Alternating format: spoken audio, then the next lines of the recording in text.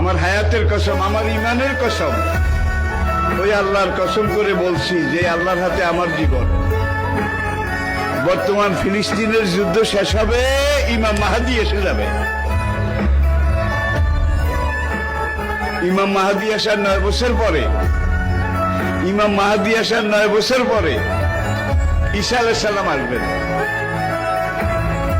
আর ইমাম মাহাদি আসার পরে 9 বছর, এটার মধ্যে দাজ্জাল তার আবির্ভাব ঘটবে।